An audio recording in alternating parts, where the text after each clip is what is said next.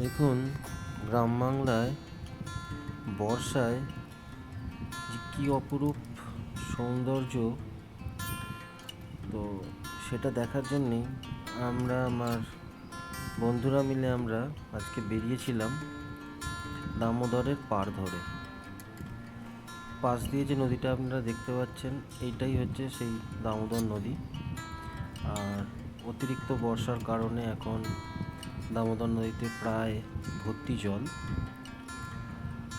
আর এই দামোদর নদীর পাড়েই যেগুলো দেখতে পাচ্ছেন, এগুলো নদীরই চর, কিন্তু এখানে খুব পলি পড়ার কারণে খুব ভালো কাটরা ফসলের চাষ হয়। আর আজকে সকালেই অল্প বৃষ্টি হয়ে গেছে, তো গ্রামের যে সবুজ, সেই সবুজটা আরও বেশি সবুজে পরিণত হয়েছে এই বৃষ্টির জন্য। মনোরম ওয়েদার ছিল। আমরা গেছিলাম আমাদেরই এই দামোদরের পাড়েতেই বসা একটি হাট দেখার জন্যে। সেই হাটে অনেক ধরনের দামোদর নদীর মাছ এবং বিভিন্ন ধরনের কাটরা ফসল খুব কম দামে পাওয়া যায় এবং সেগুলো খুবই টাটকা হয়। তো সেটা দেখার জন্যই আমরা ওখানে গেছিলাম। তো যাওয়ার পর যখন আমরা এই বাঁধটা ধরে আসছিলাম, এর এতই অপরূপ সৌন্দর্য ছিল যে আমরা রেকর্ড না করে আর থাকতে পারিনি। তো আমরা কোনো প্ল্যান করে যাইনি যে এরকম রেকর্ডিং করব বা এরকম একটা ভিডিও বানাবো, কিন্তু ভাবলাম যে এত সুন্দর জিনিসটা একা একা উপভোগ করে লাভ কী, আপনাদের সাথেও শেয়ার করে নেওয়া যাক। তো এই রাস্তাটা অলমোস্ট 3 কিলোমিটার রাস্তা। তো এই 3 কিলোমিটারই এই বাঁধের ওপর ধরেই আমরা এসেছি। তো দেখুন, দেখতে থাকুন, খুব সুন্দর লাগবে। আর যারা একটু গ্রামের দিকে থাকেন তারা তো অবশ্যই জানবেন, আর যারা থাকেন না তাদের উদ্দেশ্যে জানিয়ে দিচ্ছি, বর্ষার এই সময়টা হচ্ছে ধান যে চাষ হয় তার বীজ রোপণ করার সময়। তো ধান চাষের যে চারাটা রেডি হয়, সেই ধান চাষের চারাটা কিন্তু, যেটা আমরা বীজ বাড়ি বলে থাকি, সেটা কিন্তু ঠিক এই সময়ই রোপণ করা হয়। মানে জমিতে কাদা করা হয়, কাদা করে সেখানে ধানের যে বীজ আছে সেই ধানগুলো ছড়ানো হয়। সেগুলো যখন একটু বড় বড় হয় তখন কিন্তু সেগুলোকে তুলে আবার বড় জমিতে কাদা করে ধান বসাতে হয়। তো এই সময়টায় বৃষ্টির খুব দরকার হয়, চাষিদেরও দরকার হয়, আর সাধারণ আমাদের চাষবাসের ক্ষেত্রেও দরকার হয়, আর প্রকৃতির জন্য তো খুবই দরকারি। তো এই পাশেই যে দেখতে পাচ্ছেন, এখানে কাদা করা হয়েছে বীজ রোপণ করা হবে বলে। এই যে রাস্তাটা দেখছেন, এই রাস্তাটা কিন্তু এই বাঁধের দুপাশে থাকা মানুষের মেন কী বলবো, কমিউনিকেশনের যে বাজার বলুন বা যে কোনো মার্কেটে যাওয়ার বলুন, হসপিটাল যাওয়ার বলুন, তার জন্য কিন্তু মেন ইউজ হয় এই রাস্তাটাই। এটা যেদিকে আমরা যাচ্ছি সেদিকেও একটা বড় মফস্বলকে কানেক্ট করে, আর যেদিক থেকে আমরা এলাম সেই দিকেও কিন্তু একটা বড় মফস্বলকে কানেক্ট করে।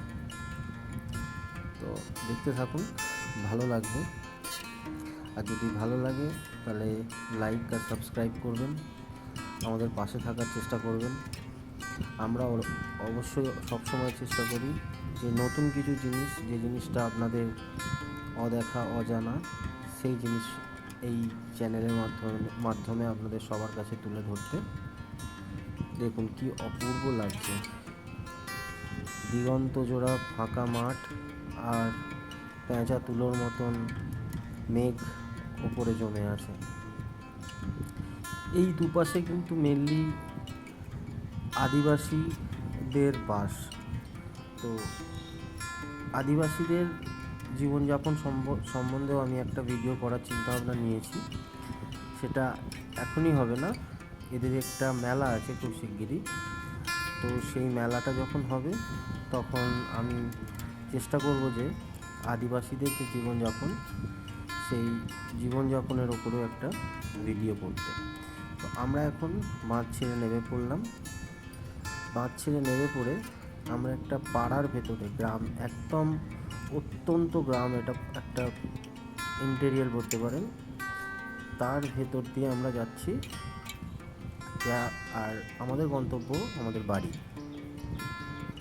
তো দেখতে থাকুন, খুবই ভালো লাগবে ভিডিওটা। যে গ্রাম বর্ষায় কেমন হয়। হ্যাঁ, অনেক অসুবিধে তো গ্রামের মানুষের হয়ই, কারণ বর্ষায় এই যে দেখতে পাচ্ছেন রাস্তাঘাটের যে অবস্থা, তো সেটা তো প্রবলেম সাধারণ মানুষের হয়। কিন্তু বর্ষায় গ্রামের মানুষ অনেক আনন্দও করে। তো কারণ এই বর্ষাতে গ্রামেতে প্রচুর পরিমাণে মাছ পাওয়া যায়, যে মাছগুলোকে আমরা জিওল মাছ বলে থাকি। আর এই জিওল মাছগুলো একদম এই বর্ষাতেই মেনলি বেশি পাওয়া যায়, আর স্বাস্থ্যের পক্ষে খুবই উপকারী হয়। জিওল মাছ মানে যেগুলো আমরা ক্যাটফিশগুলো থাকে, যেগুলো শোল, মাগুর, ট্যাংরা, কই, এইসব মাছ বলি। আর এইগুলো গ্রামের দিকে খালে বা বিলে প্রচুর পরিমাণে হয় এই সময়টাতে। আর গ্রামের লোক খুব সস্তাতে এগুলো পায়ও। তো আমরা এখন যে জায়গাটা যাচ্ছি এর সামনেই রয়েছে ডিভিসি। সেটাকে ডিভিসি যারা জানেন না, দামোদর ভ্যালি কর্পোরেশন। তো দামোদর থেকে একটা খাল কেটে এইখানে নিয়ে আসা হয়েছে। আর এটা চাষের সময় এই দামোদর নদী থেকে এখানে জল দেওয়া হয়। তো এসে গেছি, এই যে ডিভিসি পুল দেখতে পাচ্ছেন সামনে। আর এই যে জিনিসটা, এটাই হলো কিন্তু ডিভিসি। তো এরও ভিডিও আছে আমার চ্যানেলে, আপনারা চাইলে দেখতে পারবেন। তো এই খালটাতেই মেনলি অনেক পরিমাণে জিওল মাছ পাওয়া যায়। আর এই যে চাষটা হয়েছে, এটা কিন্তু সাদা কচুর চাষ। যারা জানেন না সাদা কচু, তো দেখুন সাদা কচু এইভাবে চাষ করা হয়। তো গ্রামে অলরেডি জমিতে জল দাঁড়ানো শুরু হয়ে গেছে অতিবৃষ্টির জন্যে।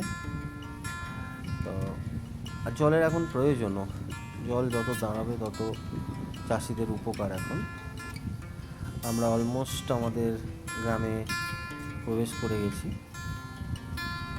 আর কি অপরূপ লাগছে দেখুন চারিদিকটা, কারণ বৃষ্টি হয়েছে কদিন ধরে, টানা বৃষ্টি হয়েছে।